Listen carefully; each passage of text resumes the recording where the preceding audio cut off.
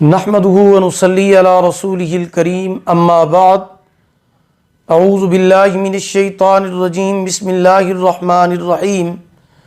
محترم سامعین کرام، السلام علیکم ورحمۃ اللہ وبرکاتہ۔ آج ہم بات کریں گے خواب میں مرچ کو دیکھنے اور اس کو کھانے کے حوالے سے۔ اس کی مختلف صورتیں ہیں اور ان کی مختلف تعبیریں ہیں جو کہ اس ویڈیو میں بیان کی جائیں گی۔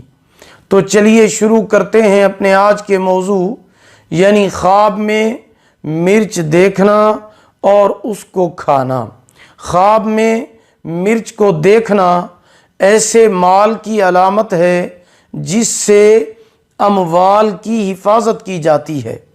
اگر کوئی مرد یا عورت خواب میں خود کو مرچ کھاتا ہوا دیکھے تو وہ زیادہ پانی یا کڑوی چیز پیے گا یا فضول غم میں مبتلا ہوگا۔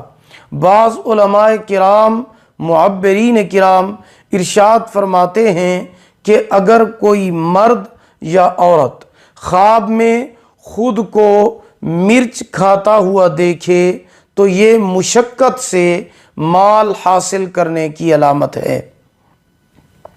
اگر کوئی مرد یا عورت کم مرچ کھائے تو یہ مال ملنے پر دلیل ہے، لیکن اگر خواب میں کوئی بہت زیادہ مرچ کھائے تو یہ پریشانی کی علامت ہے، کیونکہ اس میں تکلیف اور حلق کا خشک ہونا ہوتا ہے۔